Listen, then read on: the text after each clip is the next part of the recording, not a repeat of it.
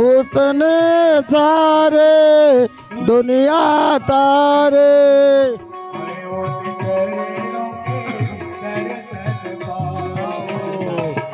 पद चरणों के चरणों जाऊं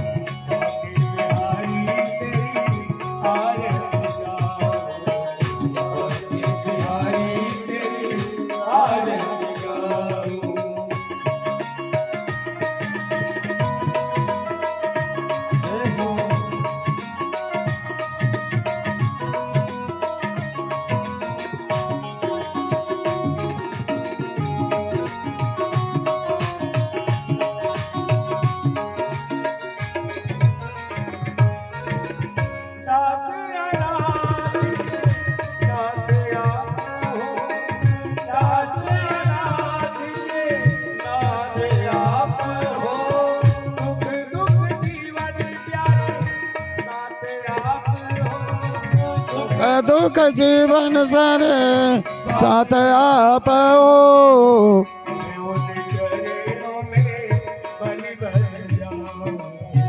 मैं उन चरणों में बलि बलि जाऊं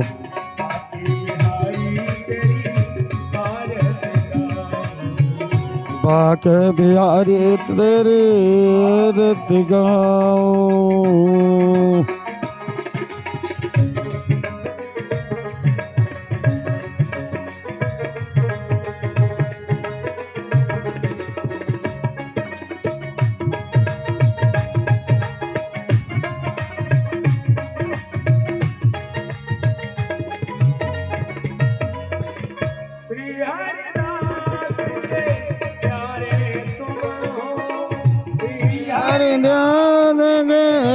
प्यारे तो बाओ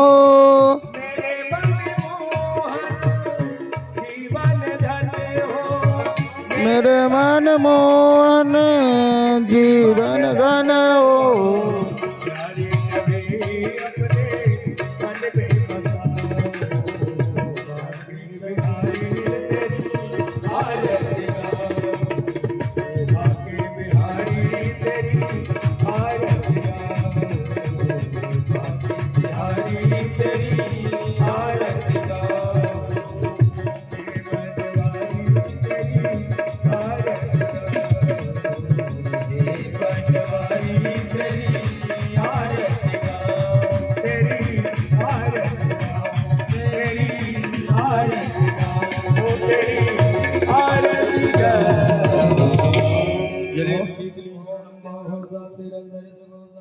पृथ्वी शांतिरा पह शांतिरो कदया शांति वनस्पतया शांतिर्वय देवा शांति सर्वगुण शांति शांतिरे वतनम वंदनम महात्मा पितवंदनम चंद देवास्तानि धर्माणि प्रथमान्यासन्नाते अन नाहत चंद पूर्वे साध्याः चंद देवाः चंपक पुंडलक्ष्मी पुन्ना गजारे हरिग्लेन दल पुष्प बेला प्रभाव तुलसी दल मंजरी भी तम पूजयामि जगदेश्वर में प्रसीदा। बोलिए श्रीमद् भागवत महापुराण की व्यास जी महाराज की जय हो।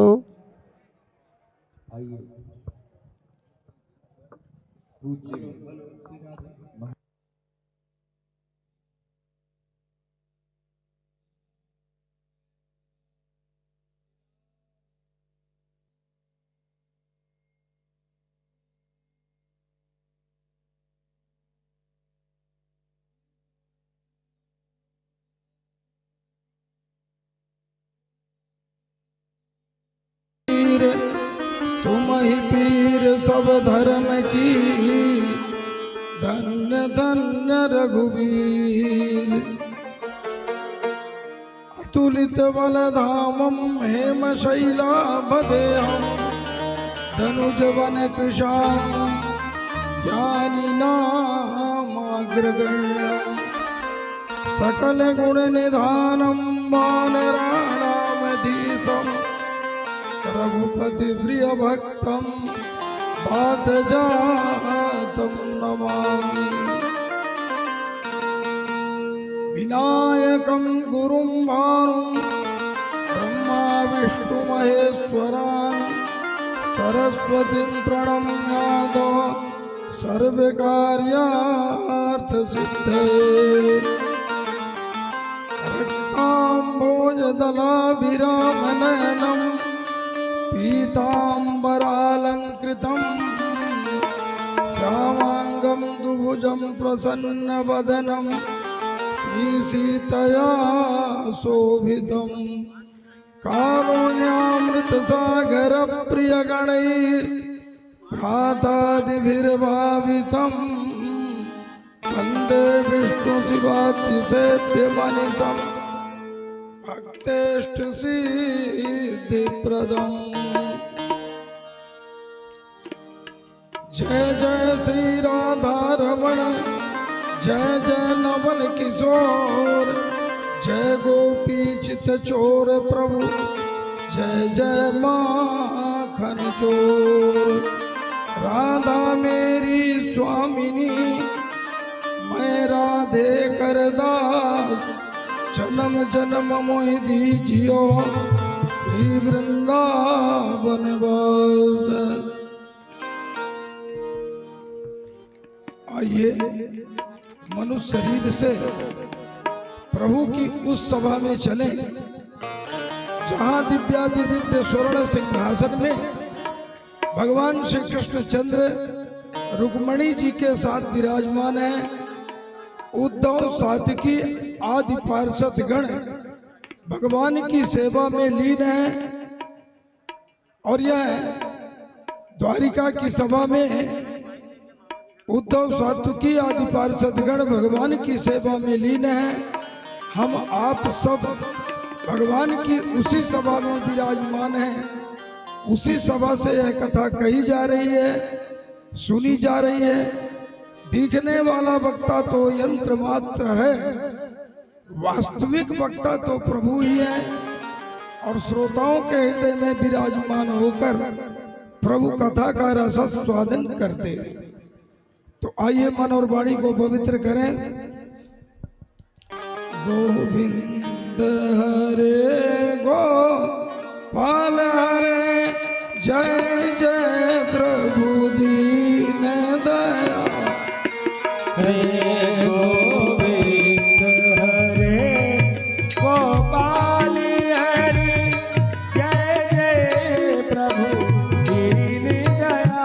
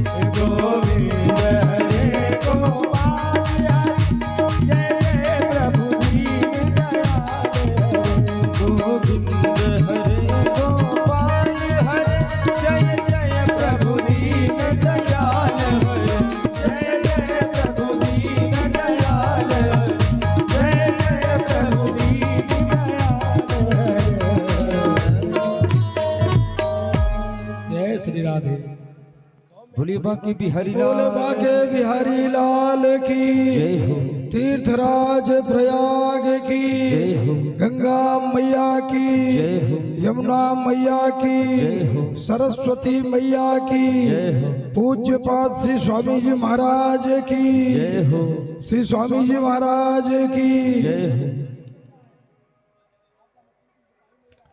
किसी वस्तु को प्राप्त करने के लिए या किसी लक्ष्य को प्राप्त करने के लिए तीन वस्तु की आवश्यकता होती है। पहला शुभ संकल्प, दूसरा जबरदस्त पुरुषार्थ और तीसरी वस्तु है प्रभु की कृपा। तो जब हमारा शुभ संकल्प होता है, किसी कार्य को करने का संकल्प करते हैं, भरोसा करते हैं कि यह कार्य होगा और फिर उसमें उस कार्य को करने के लिए तन मन से परिश्रम करते हैं श्री राम तो पुरुषार्थ हो गया और वो काम भी आगे तब तक नहीं बढ़ता जब तक कि प्रभु की कृपा ना हो। तो इसी प्रकार से तीन वस्तुओं की आवश्यकता होती है और तीन वस्तु के साथ ही भगवान को प्राप्त करने का साधन भी तीन प्रकार के बताए गए। पहला ज्ञान के द्वारा, दूसरा कर्मकांड के द्वारा और सबसे सरल और सुगम है भक्ति के द्वारा। तो भगवान को प्राप्त करने का जो आश्रय है वो सबसे सरल है भक्ति, और कलयुग में केवल भक्ति ही एक साधन है जो सबके लिए सुगम और सरल है। तो आज हम श्रीमद् भागवत महापुराण के इस पावन पुण्य क्षेत्र में इस कथा कहने का अवसर और सुनने का अवसर जो प्राप्त हो रहा है, इसमें आपने शुभ संकल्प किया, प्रभु की कृपा हुई, जबरदस्त पुरुषार्थ हुआ, तो आज श्रीमद् भागवत जी की कथा श्रवण करने का अवसर प्राप्त हो रहा है। भागवत शब्द का अर्थ भी है भा माने ज्ञान, गा माने गीयते, ता से तरण। तो ये श्रीमद् भागवत ज्ञान रूपी कथा को नारद सनकादि आदि ऋषि भी गाते हैं और गा करके भक्त इससे भगवत प्राप्ति कर लेते हैं। ये साधन बताया गया, भगवान को प्राप्त करने का साधन बताया गया। और ये है जो सुगम भक्ति है, ये संतों के कृपा से प्राप्त होती है। इसलिए सदा संतों के शरण में रहना चाहिए।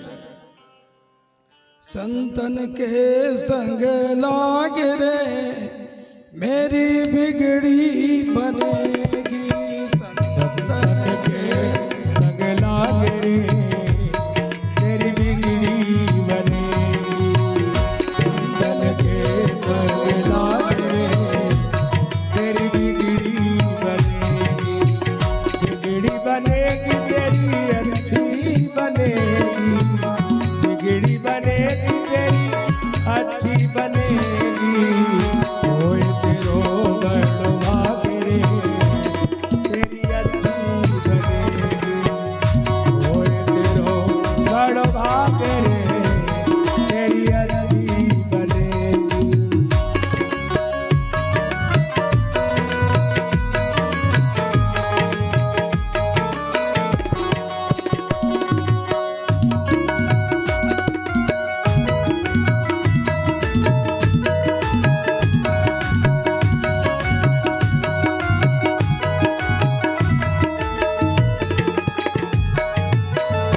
संतन संग करी पुण्य कमाई, संतन संग करी पुण्य कमाई, राम चरण अनुराग रे तेरी अच्छी बनेगी, राम चरण अनुराग रे तेरी अच्छी बनेगी, संतन के संग लाग रे तेरी अच्छी बनेगी।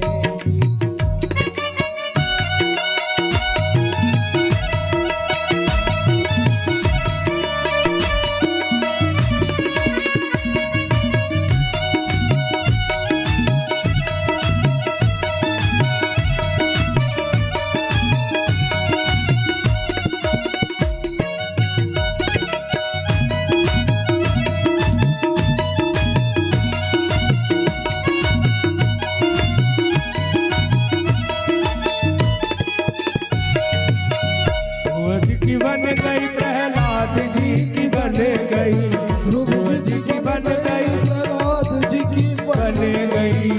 हरि सुमिरन में लाग रे तेरी अच्छी बनेगी, हरि सुमिरन में लाग रे तेरी अच्छी बनेगी। संतन के संग लाग रे तेरी अच्छी बनेगी।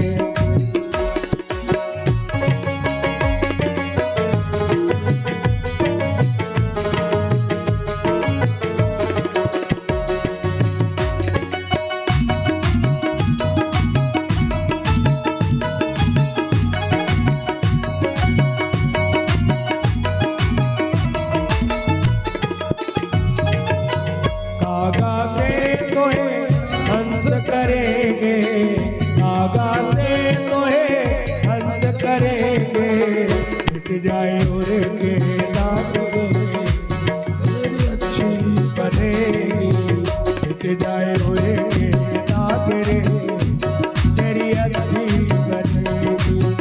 संतन के संग लाग रे तेरी अच्छी बनेगी।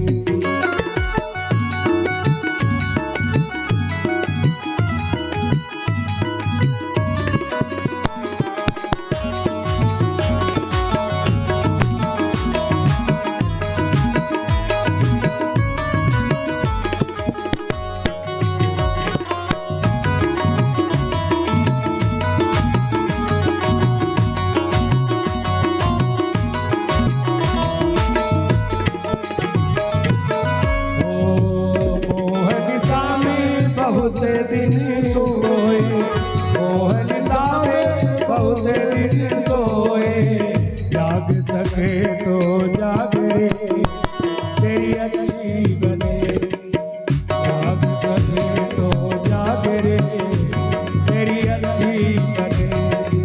संतन के संग लाग रे तेरी अच्छी बनेगी।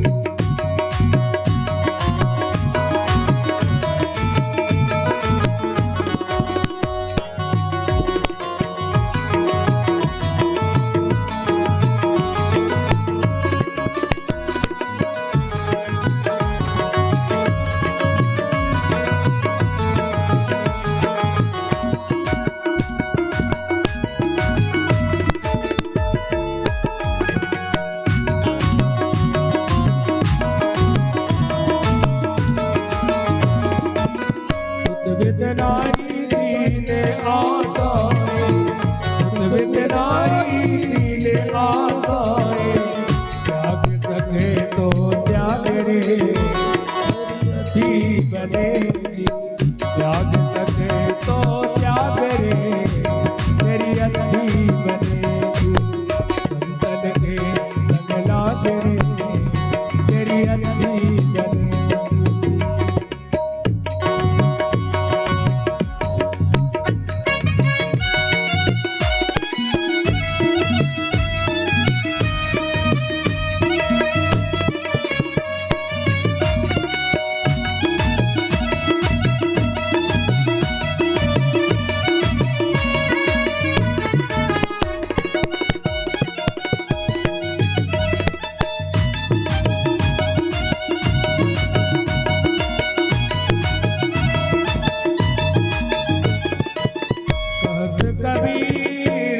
सुमिरन में कहत कबीर राम सुमिरन में, भाग सके तो भाग रे तेरी अच्छी बने, भाग सके तो भाग रे तेरी अच्छी बने। संतन के संग लाग रे तेरी अच्छी बनेगी, संतन के संग लाग रे तेरी अच्छी लाग रे तेरी अच्छी बनेगी, संतन के संग लाग रे तेरी अच्छी बनेगी, अच्छी बनेगी तेरी अच्छी बनेगी, अच्छी बनेगी तेरी अच्छी बनेगी। जाग सके तो जाग रे तेरी अच्छी बनेगी, संतन के संग लाग रे तेरी अच्छी बनेगी, तेरी अच्छी राधे। तो संतों के शरण में जाने से भक्ति की प्राप्ति होती है, और भक्ति से शक्ति, और शक्ति से मुक्ति। जब तक भक्ति जीव नहीं करता, भक्ति का अर्थ है भगवान का भजन। 9 प्रकार की भक्ति कहे गए हैं। इन 9 प्रकार की भक्ति में एक कोई भी भक्ति यदि कोई ग्रहण कर ले तो उसके द्वारा शक्ति प्राप्त हो जाएगी, और शक्ति से फिर मुक्ति की प्राप्ति होगी। इसलिए कलयुग में भक्ति सर्वोपरि है, सबसे सरल और सुगम उपाय है। भक्ति स्वतंत्र सकल गुण खानी, भक्ति स्वतंत्र सकल गुण खानी, भगति स्वतंत्र सकल गुण खानी, बिन संत संग न पावै प्राणी, बिन सत्संग न पावै प्राणी, भक्ति स्वतंत्र सकल गुण खानी, भगति स्वतंत्र सकल गुण खानी।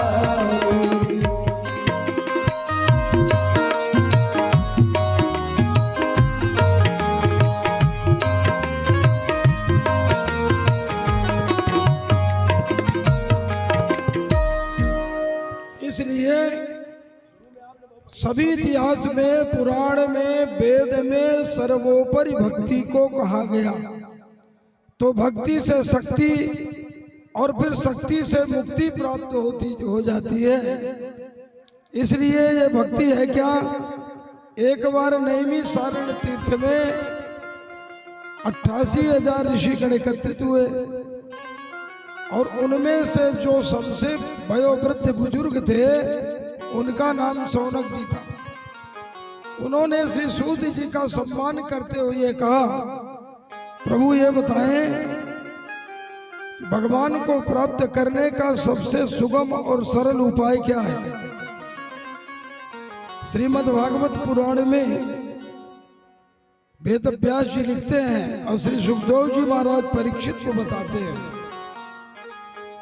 नैमिषे सूत मासीन मविवाद्य महामतिम, कथामृत रसस्वाद कुशला सौनको ब्रवीत।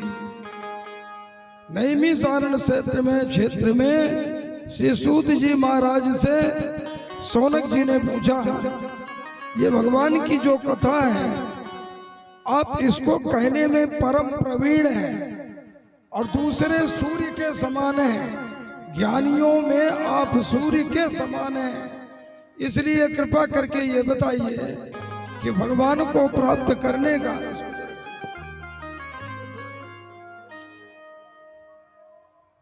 तो भगवान को प्राप्त करने का सबसे सुगम और सरल उपाय क्या है? तो सूत जी महाराज कहने लगे, आपने जैसे मुझसे पूछा है उसी प्रकार से एक बार नारद जी समस्त पृथ्वी का भ्रमण करते हुए वैकुंठ लोक में जाकर के भगवान विष्णु से भी पूछे थे। क्या पूछे? बोले महाराज ये बताइए कि आपको प्राप्त करने का सुगम उपाय क्या है? बोले मुझे प्राप्त करने का केवल एक उपाय है, भक्ति।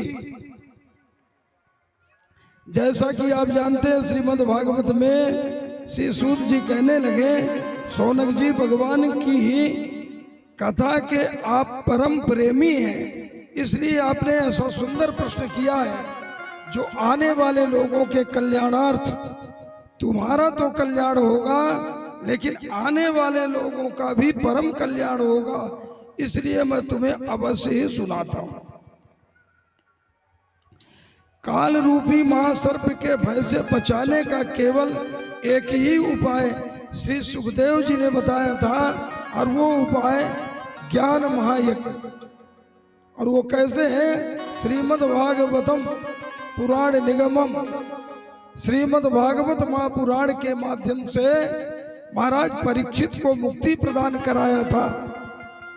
और उस कथा में देवताओं ने अमृत का कलश लेकर आए और कहने लगे कि श्री सुखदेव जी महाराज, ये आप इनको 7 दिन तक जो कथा श्रवण करा रहे हैं वह कथा हमें प्रदान कर दीजिए, और हम अमृत लेकर आए हैं, आप इनको अमृत पिला दीजिए, ये अमर हो जाए। उस समय श्री सुखदेव जी महाराज ने कहा था, सुधा कुंभम गृहीत देवस्तत्र समागम। जब देवताओं ने उस कथा स्थल में जहां श्री सुखदेव जी महाराज परीक्षित जी को कथा श्रवण करा रहे थे, तो देवताओं ने अमृत का कलश लेकर आकर के निवेदन करने लगे, बोले आप इसको अमृत पिला दीजिए, अजर अमर हो जाएंगे, और ये भागवत रूपी कथा हमें प्रदान कर दी।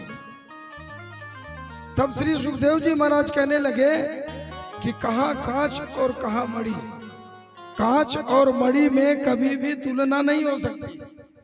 तो श्रीमद् भागवत जी की जो कथा है ये पुराण निगमम सबका मणि है, और आपका जो अमृत है इसकी तुलना कांच से कर दिया।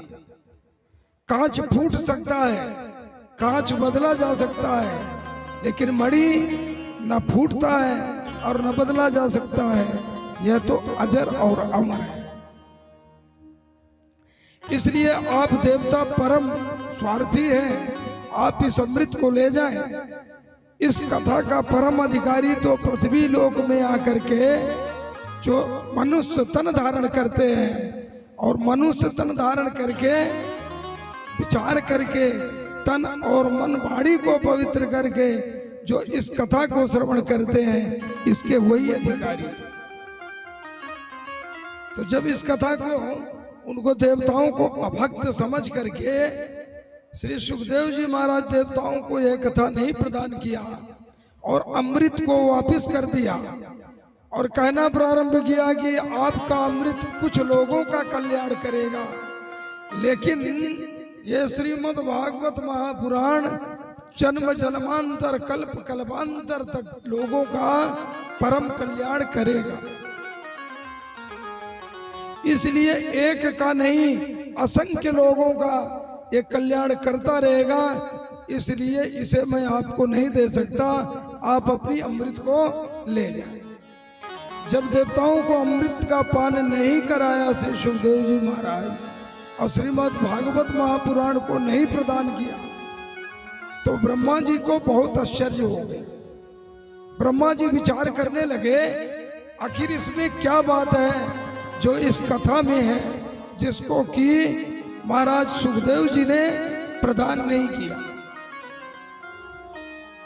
सोचने लगे, मन में विचार करने लगे, तो ब्रह्मलोक में ब्रह्मा जी ने एक तराजू बनाया, पलड़ा बनाया, और उस पलड़े में सभी ज्ञान को, दान को, जप को, तप को, पुराण को, तुलसी को, व्रत को एक तरफ रख दिया, और एक तरफ श्रीमद् भागवतम पुराण निगमम, ये श्रीमद् भागवत महापुराण को रख दिया। और जब उठाया तो पलड़ा पड़ा कथामृत का, श्रीमद् भागवत महापुराण रूपी इस कथा का जो पलड़ा है वो भारी पड़ गया, बाकी जो है हल्के पड़ गए। तो ब्रह्मा जी को भी आश्चर्य हो गया कि इसीलिए श्री सुखदेव जी महाराज ने महाराज परीक्षित को पान कराया और इसको वापिस नहीं किया, देवताओं को नहीं दिया। तब तो ब्रह्मा जी ने सबको बोला कि इसकी कथा को श्रवण करने के लिए तो मृत्युलोक में जाकर के और जमीन में बैठ करके ही इस कथा का पान कर सकते हैं। बोले वृंदावन बिहारी लाल की। इस प्रकार से राजा परीक्षित को उन्होंने मुक्ति प्रदान किया था इस भागवत के रूप में, और देवताओं को नहीं प्रदान किया। नारद जी ने पहले इस कथा को ब्रह्मा जी से श्रवण करके और सनकादिकियों से इस कथा का महात्म्य श्रवण किया था। तो इस प्रकार से जब सूत जी ने कहा तो शौनक जी ने निवेदन किया, महाराज ये बताइए कि नारद जी तो स्थिरता है नहीं, नारद जी तो यत्र तत्र सर्वत्र भ्रमण करते रहते हैं, तो इनको इतना मौका कहाँ मिला जिसमें इन्होंने श्रीमद् भागवत की कथा को श्रवण किया। श्री सूत जी महाराज कहने लगे, राजन, श्री महाराज परीक्षित को इस कथा में परीक्षित जी को समझाने लगे और सूत जी सनकादिकियों को समझाने लगे कि नारद जी वैसे तो सर्वत्र भ्रमण करने वाले हैं, पर नारद जी ब्रह्मा के मानसिक पुत्र हैं, उनका जन्म कर्म सभी दिव्य हैं। तो उन्होंने एक बार हिमालय में बद्रिकाश्रम में सनकादिक ऋषि पधारे थे। अब सनकादिक है कौन? सनत, सनंदन, सनातन और सनत कुमार, इनको सनकादिक ऋषि कहते हैं। तो ये सनकादिक ऋषि चारों बद्रिकाश्रम में पधारे हुए थे। उसी समय नारद समस्त पृथ्वी लोक का भ्रमण करते हुए बद्रिकाश्रम में पहुंचे। सनकादिकियों को देख करके प्रणाम किया और आगे बढ़ने लगे। तो सनकादिकियों ने कहा, महाराज जी आप बहुत जल्दी चलने को आतुर हैं, क्या बात है, थोड़ा तो रुकिए। नारद जी ने कहा, महाराज जी मैंने एक आश्चर्य देखा है और उस आश्चर्य को देख करके ना तो मुझे शांति से रहा जाता और ना ही स्थिरता मुझे प्राप्त हो रही है, बड़ी ही व्याकुलता है। सनकादियों ने प्रश्न किया, आप अपने कष्ट का कारण बताइए। तो जब कष्ट का कारण पूछने लगे तो उन्होंने बताया, महाराज मैं समस्त लोगों का भ्रमण किया और भ्रमण करते हुए मैं वृंदावन में आया, गुजरात गया, कर्नाटक गया, द्रविड़ देश गया और सब जगह जब भ्रमण किया, पृथ्वी लोक का भ्रमण किया, तो मैंने देखा कि जितने आतताई, अनाचारी, दुराचारी हैं वो तीर्थों में निवास करने लगे हैं। और इतना नहीं, तरुणी प्रभुता के जो स्त्रियां हैं उनका जो घर में मलिकाना चल रहा है, सालकों बुद्धिदायका, और उनके जो भाई लोग हैं वो उपाय बताने लगे। और इस प्रकार से सभी जगह मैंने केवल पाप ही पाप को देखा। तो मेरे मन में आया कि मैं वृंदावन में चल करके और वृंदावन में जाकर मैं भगवान ने जहाँ नृत्य लीला किया था, भगवान का जहाँ सायुज्य है, भगवान का जहाँ निवास है, मैं वहाँ चल करके देखूं, शायद मुझे वहाँ शांति मिले। तो मैं वहाँ गया और वहाँ जाते ही मैंने देखा क्या बड़ी विचित्र घटना घटी। कलिदावानले नाद्या साधनम भस्मताम गतम, मैंने देखा कि सभी साधन भस्म हो गए। संसार में भगवान को प्राप्त करने का जो उपाय है, साधन है, उस साधन के द्वारा साध्य को प्राप्त करना, जैसे स्त्रियों के लिए पति साधन है, लक्ष्य तो भगवान की प्राप्ति है। इसी प्रकार से इस संसार में जितने भी उपाय हैं वो सभी साधन हो सकते हैं, साध्य नहीं। साध्य तो केवल परमात्मा की प्राप्ति ही है। और जिसके जीवन में कोई लक्ष्य नहीं, जिसके जीवन में कोई ध्येय नहीं, उसका जीवन बिना नाविक के नाव के समान है। जिसमें नाविक ना हो वो नाव किधर चला जाए, कहाँ डूब जाए, कोई निश्चित नहीं है। इसलिए मानव जीवन में एक लक्ष्य होना चाहिए और वो लक्ष्य भगवान को प्राप्त करने का, भगवान से मिलन करने का, भगवान से संबंध बनाने का। तो यही सुगम और सरल उपाय है। इसलिए जीवन में सबके एक लक्ष्य होना चाहिए और जिनके जीवन में कोई लक्ष्य नहीं वो बिना नाविक के नाव के समान बताया। तो सबका लक्ष्य क्या है, साधन क्या है? पूजा के द्वारा, तप के द्वारा, गंगा स्नान के द्वारा, श्रीमद् भागवत महापुराण के श्रवण के द्वारा भगवान को प्राप्त करना ही सबका साधन है। धन दारा अरु लक्ष्मी पापी घरे भी होए, संत समागम हरि कथा तुलसी दुर्लभ दोए। संत समागम हरि कथा ये तो भगवान के कृपा से प्राप्त हो। धन दारा लक्ष्मी ये तो पाप कर्म करने वाला व्यक्ति भी प्राप्त कर लेता है, लेकिन संतों का समागम और भगवान की कथा ये तो जन्म जन्मांतर कल्प कल्पांतर का पूर्ण प्राप्त होता है। तब कभी भगवान की प्राप्ति या भगवान की कथा श्रवण करने का सुअवसर प्राप्त होता है। और जिसके जीवन में कभी भी भागवत जी की कथा श्रवण करने का मौका मिल गया, जिन्होंने भागवत जी की कथा को श्रवण कर लिया, उनका 7 जन्म पीछे और 7 जन्म आगे के पुरखे लोग तक तर जाते हैं। जैसे गंगा के कृपा से राजा सगर के 60,000 पुत्रों की मुक्ति हो गई, उसी प्रकार ये श्रीमद् भागवत महापुराण रूपी गंगा के पान से सबका कल्याण हो जाता है। हम आप सभी लोग प्रयाग नगर में आकर के गंगा के तट में होकर भागवत की कथा श्रवण कर रहे हैं। जैसे महाराज परीक्षित ने भी गंगा जी के किनारे होकर के और महाराज सुखदेव जी से भागवत की कथा श्रवण किया था, आज हमें भी यह अवसर प्राप्त हो जा रहा है। हम भी भगवान की कथा सुन रहे हैं। आइए प्रयाग के विषय में 2 शब्द बोलते हैं, क्योंकि जब तक महिमा नहीं समझेंगे तब तक भागवत कितना भी पढ़ें, कितना भी समझें, भागवत जी समझ में नहीं आएंगे। प्रयाग नगरी बस संगम के तीरे, प्रयाग नगरी बस संगम के तीरे, जहाँ गंगा मैया जहाँ यमुना मैया, त्रिवेणी की धारे बह धीरे धीरे। प्रयाग नगरी बस संगम के तीरे, प्रयाग नगरी बस संगम के तीरे।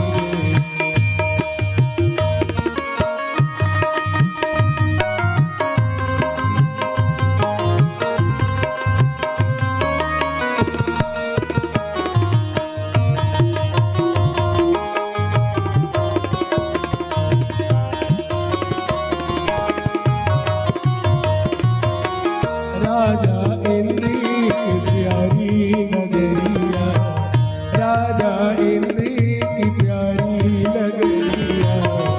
ओ जहाँ यमुना मैया जहाँ गंगा मैया, सरस्वती की धारी बहे धीरे धीरे।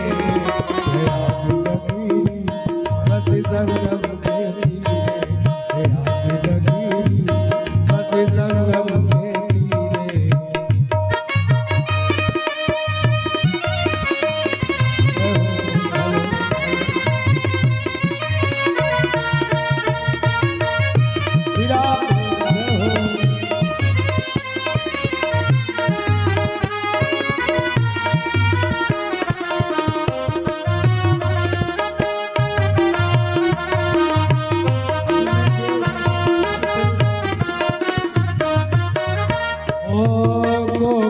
सकई प्रयाग प्रभाव, कलत पुंजे को जर मृगराव। को कही सकई प्रयाग प्रभाव, कलत पुंजे को जर मृगराव। जय जय प्रयाग राम, जय जय तीरथ, जय जय प्रयाग राम, जय जय तीरथ। जहाँ गंगा मैया जहाँ यमुना मैया, जहाँ गंगा मैया जहाँ यमुना मैया, त्रिवेणी की धारे बहे धीरे धीरे। प्रयाग नगरी बस संगम के तीरे, प्रयाग नगरी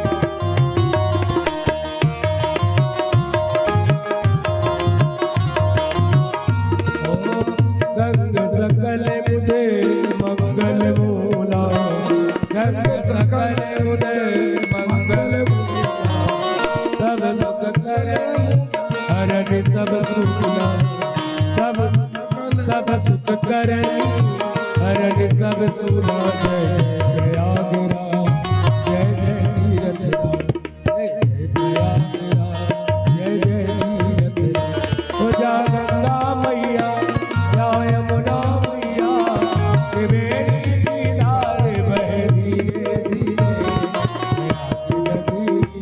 बस संगम के तीरे बस संगम के तीरे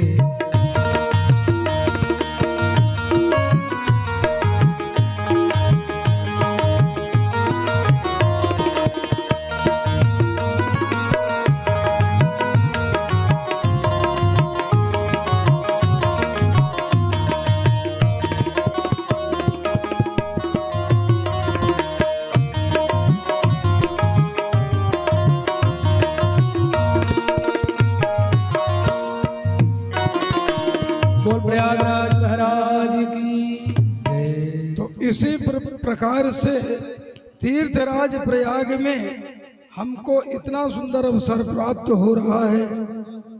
तो नारद जी ने कहा कि महाराज मैंने समस्त लोगों का भ्रमण करके आया और मेरे मन में आया कि भगवान श्री कृष्ण ने जहाँ लीला किया उस क्षेत्र में चलकर देखो। जैसे जो लोग तीर्थराज प्रयाग में कुंभ में नहीं आए उनके मन में भी अशांति है और जो प्रयाग में आ गए हैं उनके भी मन में अशांति है। कहो कैसे? जो नहीं आए उनको लगता है कि 144 वर्ष में एक कुंभ आया है, एक डुबकी मैं भी मार लूं। और जो यहाँ आ गए हैं उनको भी लगता है हम आकर के डुबकी नहीं मारे तो हम केवल मन की शांति करते हैं। क्या करते हैं? कथा की डुबकी मारते हैं। भगवान के अमृतमय इस कथा में डुबकी मार करके और हम कुंभ का लाभ ले रहे हैं। तो बोले महाराज जी मेरे मन में अशांति ये है कि मैंने सब कुछ उपाय किया और मैंने विचित्र जो घटना भी आप कथा श्रवण कर रहे थे कि नारद जी ने कहा कि वृंदावन में आके देखा कि दो उनके बालक हैं जो वृद्धावस्था को प्राप्त है, लेकिन जो उनकी माँ है वो युवा अवस्था को प्राप्त हुआ है। तो ऐसा देख करके मेरे मन में कौतूहल हुआ और जब मैं वहां गया तो उस स्त्री ने मुझे बड़े ही भाव से बुलाया और प्रार्थना करी कि आप तो ध्रुव जी को भगवान प्राप्ति कराया था, प्रहलाद जी को भी भगवान की प्राप्ति कराया। जयति जगति माया यस्य काया धवस्ते वचन रचन में एकम केवलम च कलैया ध्रुव पदमपि आतो यदि कृपा तो ध्रुवोयम सकल कुशल पात्रम ब्रह्मपुत्रम नतास्मि। तो उस स्त्री ने मुझे बुलाया, प्रणाम किया, सम्मान किया, फिर कहा कि आप सबका कल्याण करने वाले हैं और संत सदा ही सबका कल्याण सोचते हैं। तो आपने मेरे लिए कल्याण की भावना से आपके दर्शन हो गए तो मुझे लगता है कि मेरा कल्याण अवश्य होगा। इसलिए यदि संत के दर्शन हो जाए तो कल्याण निश्चित ही है। लेकिन संत भी दो प्रकार के होते हैं, एक संत होते हैं, एक असंत होते हैं। संतों की महिमा भी कोई नहीं पाया और संतों की महिमा को भी आज तक किसी ने नहीं समझा। तो नारद जी ने कहा कि आप चिंता ना करो, मैं जरूर कुछ उपाय करूंगा। और उन्होंने उपाय किया भी, बहुत उपाय किया। क्या उपाय किया? उन्होंने अष्टाक्षर, द्वादशाक्षर, गायत्री, गीता का पाठ सुना दिया। चैतन्यता तो आई लेकिन वो जस के तस मुरझा करके फिर लेट गए। और जब लेट गए तो नारद जी को परेशानी हो गई कि भाई ऐसा क्या चीज है कि मैंने इतना उपाय करने के बाद भी ये जागृत नहीं हो रहे हैं। ऐसा मन में सोचकर विचार करने लगे। आकाशवाणी हुई, क्या करो? बोले सत्संग करो, सत्संग से प्राप्त हो जाएगी ये बुद्धि। अब वो सत्संग को ढूंढते हुए हिमाचल में बद्रिकाश्रम पहुंच गए और बद्रिकाश्रम में उन ऋषियों को अपनी बीती हुई बात को सुनाया।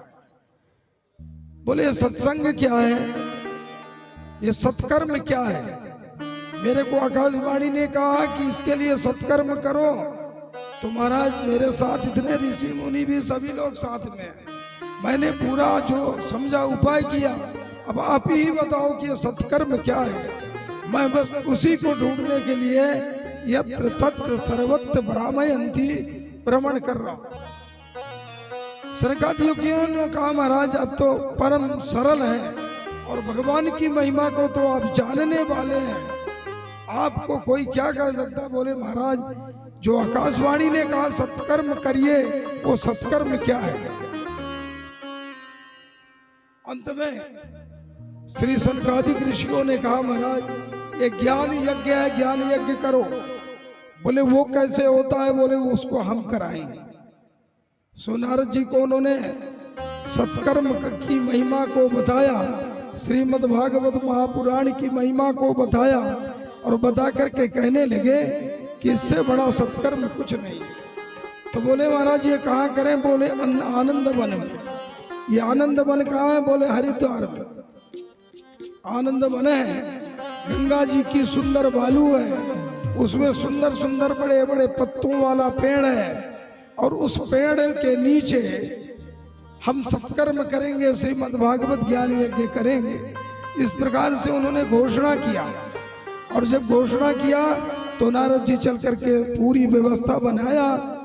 सनकादिक ऋषियों ने सनत सनंदन सनातन और सनत कुमार आकर के और ये सत्कर्म रूपी ज्ञान यज्ञ को हरिद्वार में प्रारंभ किया। तो सभी ऋषि यत् फलम नास्ति तपसा ना योगेन समाधिना तत्फलम लभते सम्यक कलो केशव कीर्तन।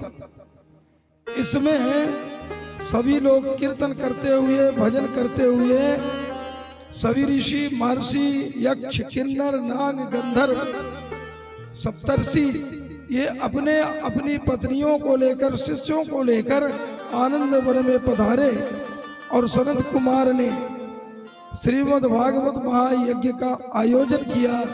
नारद जी ने यजमान बन करके सम्मान पूर्वक उस कथा को श्रवण किया। उस कथा के माध्यम से ज्ञान वैराग्य और भक्ति को भी नारद जी ने आहूत किया था, जिसके कारण वो तीनों आकर के श्रीमद् भागवत जी की कथा को श्रवण किया। इसके श्रवण मात्र से ही ज्ञान और वैराग्य युवा अवस्था को प्राप्त हो गए। नृत्य करने लगे, भक्ति भी नृत्य करने लगी और प्रार्थना करके सनत कुमार से कहा कि मैं कहाँ निवास करूं। सनत कुमार जी ने कहा आप भक्तों के हृदय में निवास करो। तो भक्तों के हृदय में निवास करो। उनको आशीर्वचन प्राप्त हुआ।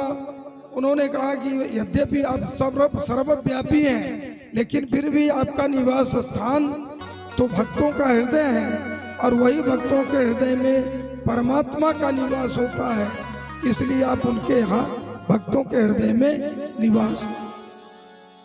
कहा भी नारद पुराण में ना हम बसामि वैकुंठे योगी नाम हृदय न जा मदभक्ता यत्र गायन्ति तत्र तिष्ठामि नारद। ना हम बसामि वैकुंठे, भगवान ने कहा वैकुंठ में भी नहीं रहता। योगी नाम हृदय न जा, योगियों के हृदय में भी नहीं रहता, समुद्र में भी नहीं रहता, आकाश में भी नहीं रहता, पाताल में भी नहीं रहता। तो महाराज आप रहते कहाँ हैं। बोले मद भक्ता यत्र गायन्ति, जहाँ मेरे भक्त मुझे गाते हैं मैं वहां प्रकट हो जाता हूं। प्रेम से प्रकट हो ही मैं जाना।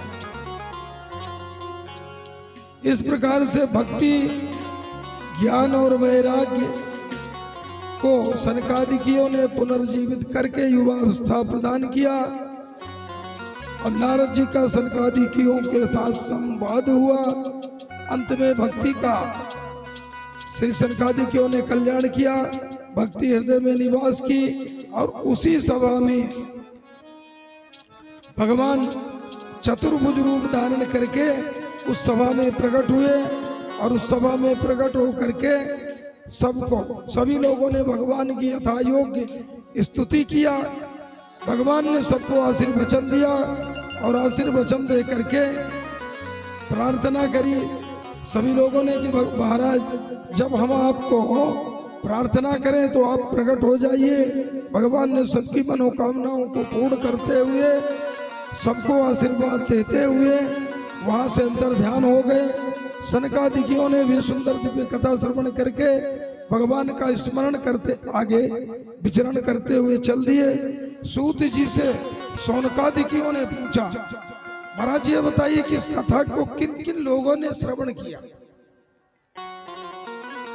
श्री सूत जी महाराज कहने लगे कि इस कथा को जिन्होंने श्रवण किया उनका कल्याण हो गया। आजन्म मात्रा पियेन सठेन किंचित चित्तम विधाय सुख शास्त्र कथा न पीता चांडाल वच्च खरवद बलते न नीतम मिथ्या स्वजन्म जननी जन दुख भाजा। जिस मूर्ख ने जीवन में एक बार भी चित्त लगाकर भगवती भागवत जी की कथा का श्रवण नहीं किया उसने चांडाल और गधे के समान अपना जीवन व्यर्थ कर दिया। माता पिता को भी उन्होंने उनके गर्भ में आकर दुखित किया, कलंकित किया और उनका जीवन किसी कार्य में किसी प्रकार से उपयुक्त नहीं हुआ।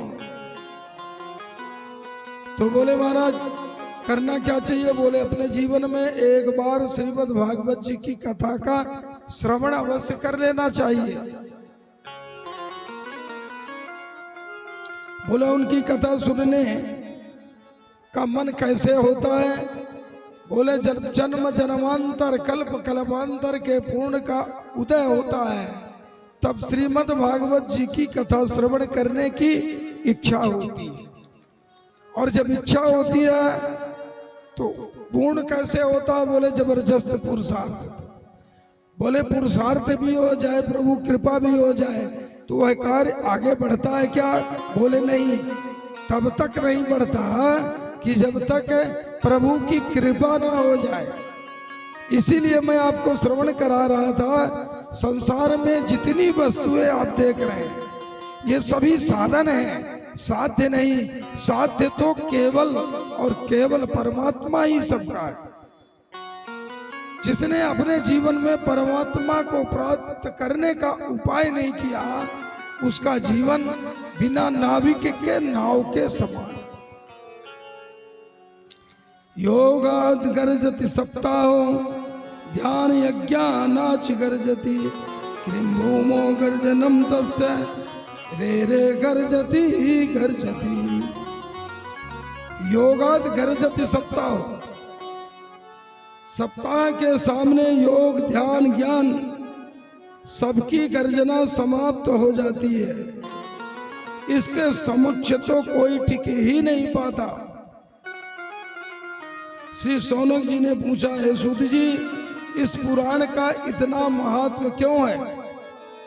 तो सूत जी ने कहा, सौनक जी भगवान श्री कृष्ण जब पृथ्वी का त्याग करके अपने धाम को जाने लगे तो उद्धव जी ने प्रार्थना करी कि प्रभु आप तो जा रहे हैं लेकिन आपको देखने की मिलने की यदि हमें आवश्यकता भक्तों को हो तो आप कैसे प्राप्त होंगे। तो सूत जी कहे, तब भगवान ने कहा कि मैं भागवत में स्वयं प्रविष्ट हो रहा हूं। अब जब भी मुझसे मिलने की इच्छा हो और साथ में मिलने की इच्छा हो या मेरे से बात करने की इच्छा हो तो श्रीमद् भागवत महापुराण की कथा को श्रवण करना। सुखीयम यद भवेत् तेजा तच्च भागवतो धवत् तिरोधाय प्रविष्टोऽयम् श्रीमद् भागवतार्णवम्। तेने मम वांगमयी मूर्ति प्रत्यक्षा वर्तते हरि। भगवान का ये साक्षात स्वरूप है श्रीमद् भागवत महापुराण। वांगमयी मूर्ति है, प्रत्यक्ष भगवान का रूप है। क्योंकि ये भागवत नहीं, अपितु ये साक्षात भगवान का स्वरूप है। स्वकीयम यद भवे तेजा, भगवान ने अपने तेज को भागवते धवात इसमें प्रवेश किया। तिरोधाय प्रविष्टोयम श्रीमद् भागवतार्णवम, श्रीमद् भागवत में ही प्रविष्ट हो। इसलिए यद संशयानि गदिते लभते सुभक्त्या श्रोता विकृष्ट समस्त माल मन्य धाम्ययी। भगवान स्वयं ये साक्षात भगवान ही है। अब इस प्रकार से बोले महाराज ये तो भगवान ठीक है, भगवान के दर्शन हो जाएंगे और भगवान से मिलने का मौका मिल जाएगा। अब आप कृपा करके ये बताइए कि इस भागवत जी की कथा को किसने सुना और उसे मुक्ति प्राप्त हो गई और वो सुधर गया। संसार में कथा तो बहुत हो रही है और जितने देख रहे हैं पंडाल कुंभ मेला में उतनी कथा हो रही है और एक एक पंडाल में 3-3, 4-4 कथा हो रही है। यदि गंगा जी के स्नान करने से मुक्ति मिल जाती तो मछली गंगा में ही रहती है। केवट लोग गंगा जी में ही स्नान करते रहते और खाते हैं तो मुक्त हो जाते। श्री रामचरितमानस में केवट ने यही कहा था कि प्रभु मैं तो केवल गंगा जी को पार लगाता हूं और आप जो है समुद्र को पार करते हैं। समुद्र माने भवसागर रूपी समुद्र से आप पार कराते हैं। तो महान कौन है? मैं गंगा पार कराता हूं और आप भवसागर से पार कराते हो। इसलिए महाराज जी मैं तो गंगा पार करा दिया, अब मुझे उतराई नहीं चाहिए। भगवान दे रहे थे, बोले भैया मेहनत की हो कुछ तो ले लो। बोले मुझे नहीं चाहिए। तो फिर क्या चाहिए? बोले महाराज आप और मैं भाई भाई हैं। बोले कैसे? बोले इसलिए कि मैं नाव से पार करता हूं और आप भवसागर से पार कराते हो। तो दोनों पार कराने वाले हैं, इसलिए दोनों भाई हो गए। तो फिर नाई नाई से नहीं और केवट केवट से उतराई नहीं ले सकता। भगवान ने कहा तो ठीक है। बोले महाराज आप कथा जानते हैं, क्योंकि सबका एक समय और एक स्थिति और परिस्थिति होती है। आप 7 दिन तक महात्मा सुनेंगे। तो यहाँ पर केवट ने कहा कि प्रभु भगवान ने कहा कि लो भाई चरण धो लो। बोले किसमें? बोले गंगा जल ले आओ। केवट ने कहा नहीं गंगा जल से नहीं धोऊंगा। तो किससे धोओगे? बोले पानी से धोऊंगा। बहुत सुंदर प्रसंग है केवट का। बोले पानी से धोऊंगा आपके चरण। बोले पानी से क्यों? गंगा जी में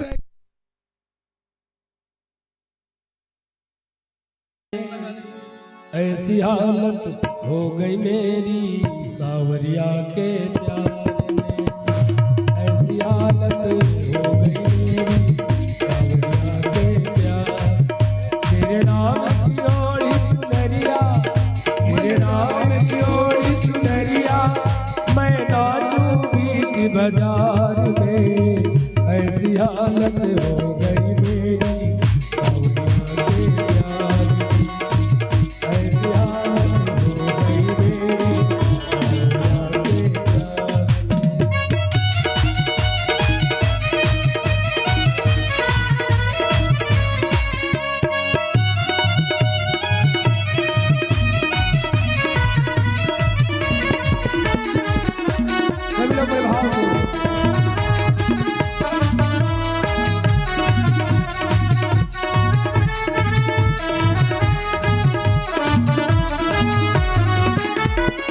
रंग बदलती दुनिया में कोई किसी का यार नहीं। रंग बदलती दुनिया में कोई किसी का यार नहीं। ओ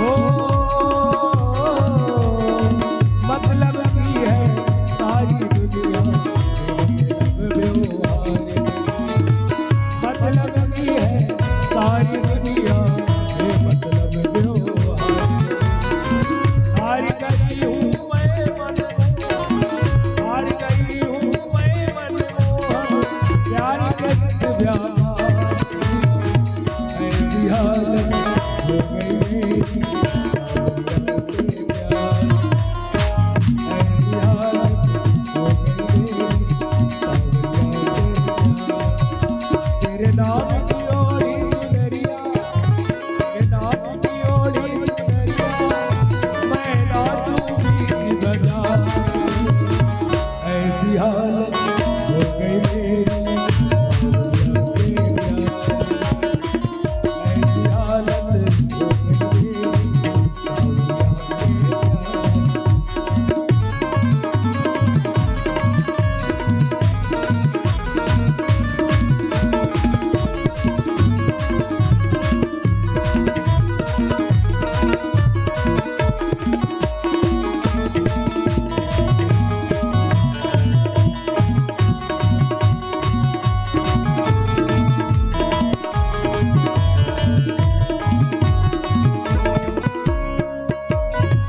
ना मुझको शोहरत की चिंता आयासी अमीरी की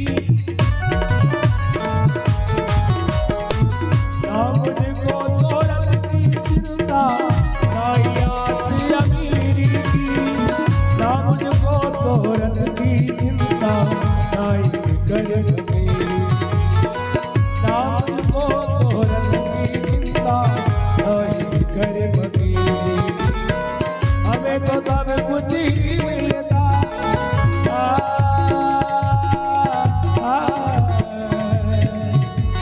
और ठीक कर दो भैया भाई को कब कर दो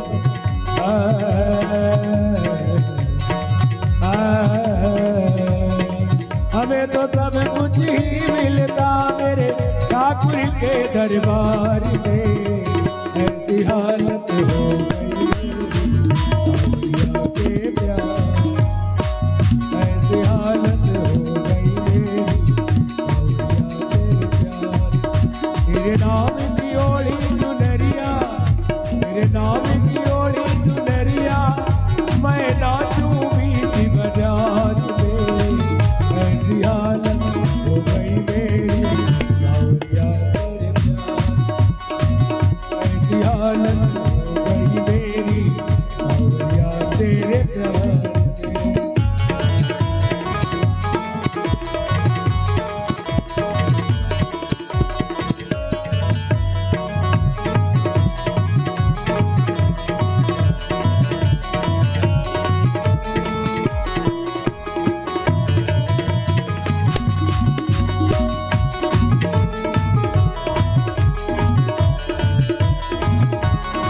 कभी तो कोई आंख दिखाए कोई गले लगाता है कभी तो कोई आंख दिखाए कोई गले लगाता है धूप छाम पग पग पर दुख दुख आता जाता है धूप छाम पग पग पर मिलती दुख दुख आता जाता है इसको मुझको खुशी नहीं है इसको मुझको खुशी नहीं है कमी नहीं है आज में ऐसी हालत हो गई मेरी सावरिया के प्यार ऐसी हालत हो गई मेरी सावरिया के प्यार हमें की ओरी चुनरिया तेरे नाम की ओरी चुनरिया मैं नाचूं बीच बाजार में ऐसी हालत हो गई मेरी ऐसी हालत हो गई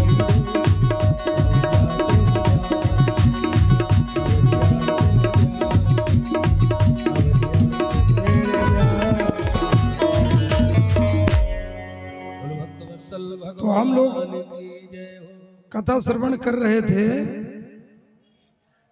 कि भगवान भी भवसागर को पार कराने वाले हैं और केवट गंगा जी को पार करने वाला है इसलिए केवट ने भगवान से उतराई नहीं ली और बहुत सुंदर प्रसंग है केवट का भगवान से कहा कि मैं बिना चरण धोए आपको पार नहीं कराऊंगा तो भगवान ने कहा चरण धो लो लाओ गंगा जल बोले नहीं गंगा जल से मैं चरण नहीं दूंगा पानी से जल दूंगा क्यों इस गंगा जी में मेरे कितने पुष्प बीत गए पर आज तक कोई मुक्त नहीं हुआ सभी लोग पितरलोक में बैठकर मेरी प्रतीक्षा कर रहे हैं तो क्यों भाई ऐसा कर रहे हो बोले इसलिए कि अब मैं पानी को गंगा जल बना दूंगा और इससे पानी कठौता भर ले आवा।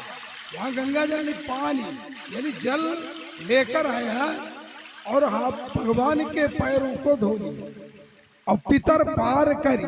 पहले पितरों को मुक्त किया, फिर अपना उस परिवार को मुक्त किया, फिर खुद मुक्त हो गया। और जिसको भगवान का सानिध्य प्राप्त हो जाए, जिसको भगवान का साक्षात्कार प्राप्त हो, तो संसार में अब उसको कुछ पाना शेष नहीं रहता, क्योंकि भगवान कृति को देखते, कर्म को देखते, और जीव जो है आकृति को देखकर व्यवहार करता है।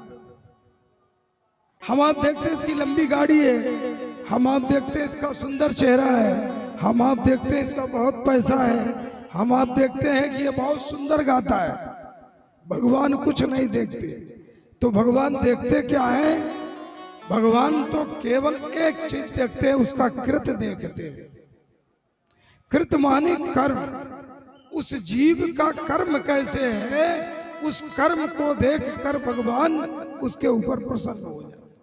तो मनुष्य आकृति को देखकर व्यवहार करता है, लेकिन परमात्मा कृत को देखकर जीव का उद्धार करते हैं। यही जीवात्मा और परमात्मा में अंतर है। इसलिए जीव को अपने कर्म पर सदैव सावधान रहना चाहिए।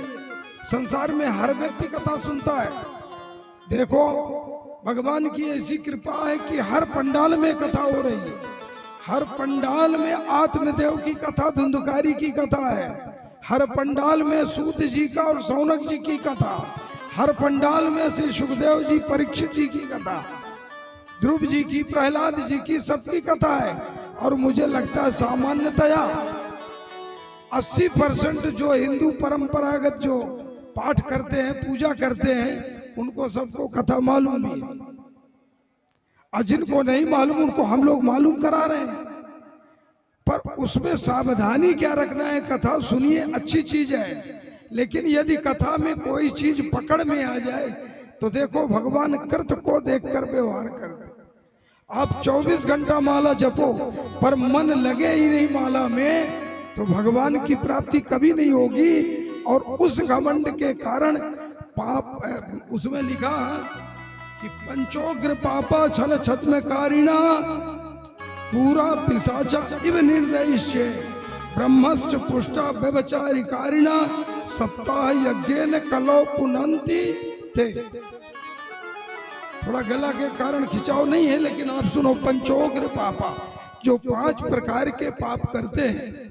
छल छद्म कारिणा, जो छलिए छद्म करते हैं, जो क्रूरा अत्यंत क्रूर हैं, जो पिशाच वृत्ति धारण करते हैं, और जो एकदम निर्दयी है, किसी को डरते नहीं, किसी को मानते नहीं। ऐसे लोगों को जरूर श्रीमद् भागवत की कथा को सुनना चाहिए और मनन करना चाहिए, सोचना चाहिए कहाँ गलती है, उसको सुधारें। ये श्री परीक्षित जी महात्मा को बता रहे, श्री सुखदेव जी, श्री सौनक जी को सूत जी महाराज बता रहे हैं। क्या कह रहे हैं? पंचोग्र पापा छल छद्म कारिणा पिशाचा इव निर्दयिष्या ब्रह्मस्य पुष्टः व्यभिचारिकारिणः सप्ताह यज्ञेन कलौ पुनन्ति ते। इन लोगों को सप्ताह यज्ञ अवश्य सुन लेना चाहिए। तो बोले इनको सुनना तो चाहिए, पर इनको सुनने से होता क्या है? तब श्री सूत जी महाराज कहने लगे, ये मानवा पाप कृतस्तु सर्वदा, ये मानवा पाप कृतस्तु सर्वदा सदा दुराचार रता विमार्ग क्रोधाग्निदग्धा कुटिलश्च कामिनः सप्ताह यज्ञेन कलौ पुनन्ति ते। अब इनको भी कथा जरूर सुन लेना चाहिए। किनको? जो मनुष्य निरंतर पाप कर्म करता है और जो दुराचारी है, जो धर्म के विरुद्ध कार्य कर रहा है और जो क्रोध से जला भुना है, क्रोध आग नहीं दग्धा, जो क्रोध से दग्ध है, जो कुटिल है, कामी है, ऐसे लोगों को कथा सुनने से उनको भी सद्गति मिल जाती है। अब इसमें कहा क्रोध, भगवान ने भी क्रोध किया था। भगवान राघवेंद्र सरकार ने क्रोध किया तो क्या किया? बोले सकल मुनिन के आश्रम जाय जाय सुख दी, निश्चर हीन करो मई भुज उठाए प्रण कीन। सकल मुनिन के आश्रम जाय जाय सुख दी। तो क्रोध करना चाहिए। कहां कहां करना चाहिए? ब्राह्मणों की वृत्ति में कोई हरण करे तो क्रोध करो, धर्म के विपरीत कोई बोले तो क्रोध करो, गुरु के विपरीत कोई बोले तो क्रोध करो। संत महात्मा गो ब्राह्मण हिताय जा, गो ब्राह्मण का कोई अहित करे तो क्रोध करो। लेकिन किसी संत के लिए, किसी महात्मा के लिए, किसी सज्जन के लिए क्रोध करना, ये आपके नष्ट होने का उपाय खोजना है। तो इस प्रकार से इन लोगों ने कथा को श्रवण किया। अब बता रहे हैं तुंगभद्रा नदी के किनारे, कथा तो बहुत ज्यादा है। आज महात्मा की कथा इसलिए है कि जब तक आप इसको जानेंगे नहीं तब तक आपको इसमें प्रेम नहीं होगा। जैसे शालिग्राम को आप जानते हैं तो उनकी पूजा करते हैं, लेकिन छोटा बच्चा उसको बंटी समझ के खेलता है, उसे पाप नहीं लगता। लेकिन यदि आप ऐसा करेंगे तो आपको पाप लगेगा। इसीलिए जब तक महात्मा को नहीं समझेंगे तब तक कथा का आनंद प्राप्त नहीं होगा। तो बोले इन लोगों को कथा सुनना चाहिए। क्यों सुनना चाहिए भाई? बोले इसके सुनने से इनका ये जो पाप है ये नष्ट हो जाएगा, और जब पाप नष्ट होगा तो पवित्र मन हो जाए। नीलमल मन जन सो मोहि बाबा, नीलमल मन जन सो मोहि बाबा, मोहि कपट छल छिद्र न बाबा, मोहि कपट छल छिद्र न बाबा, मोहि कपट छल छिद्र न बाबा, मोहि कपट छल छिद्र न बाबा, निर्मल मन जन सो मोहि बाबा, नीलमल मन जन सो मोहि बाबा, मोहि कपट छल छिद्र न बाबा। मोहि कपट छल छिद्र न बाबा।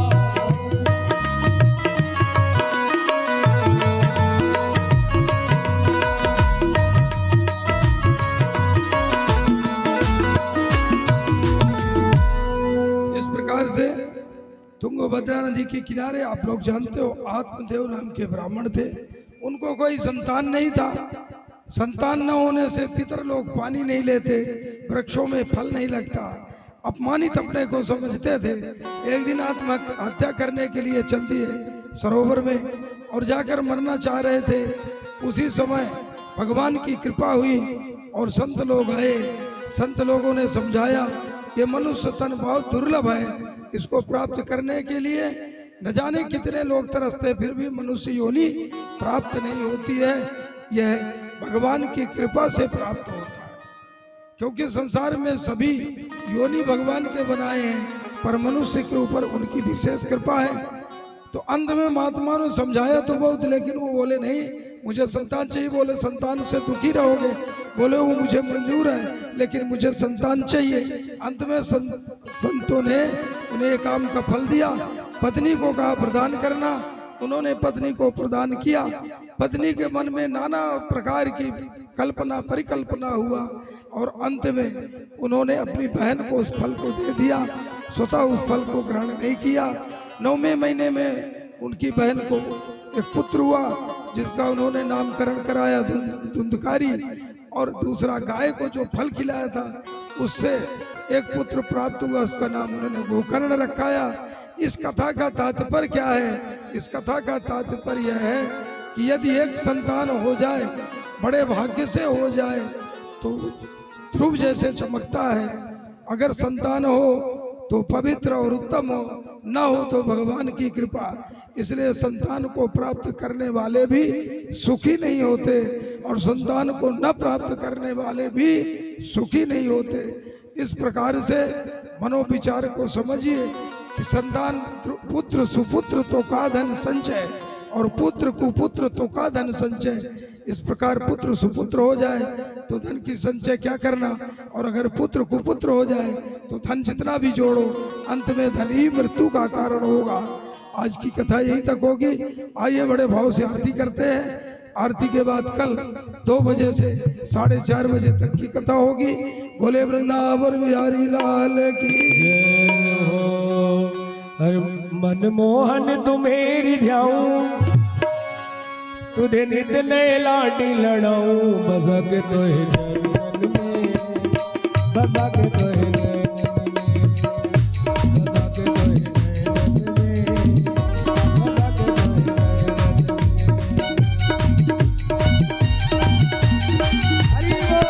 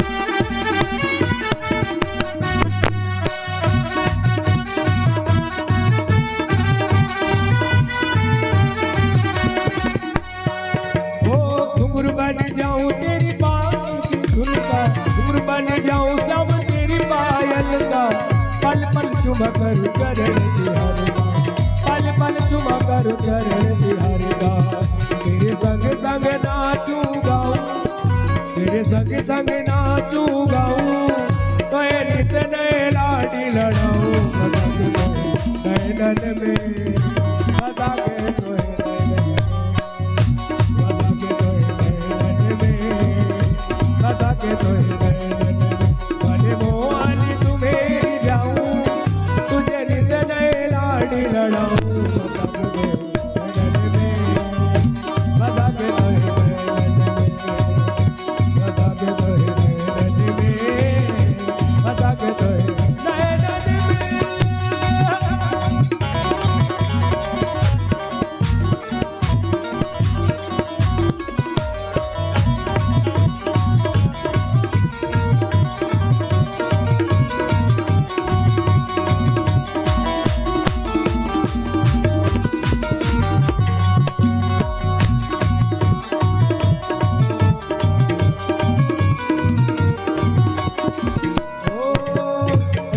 किशोरी संग रमणी बिहारी, राधिका राधिका राधिका राधिका, राधिका किशोरी संग रमणी बिहारी, राधिका राधिका राधिका, राधिका किशोरी संग रमणी बिहारी, मुझको दिखा तो प्यारा नजारा, फिर चाहे मैं मर जाऊं, फिर चाहे मैं मर जाऊं,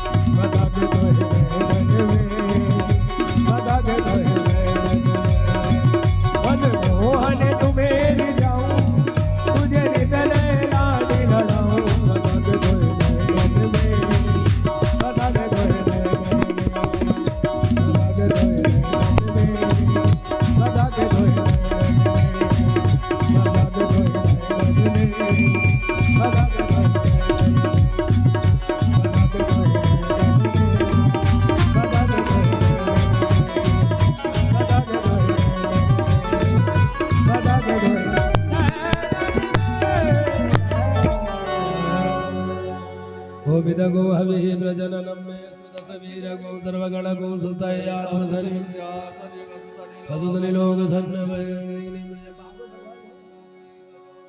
श्री भाग्यवत भगवान की है आरती पापियों को पाप से है भाग्यवत भगवान की आरती पापियों को पाप से है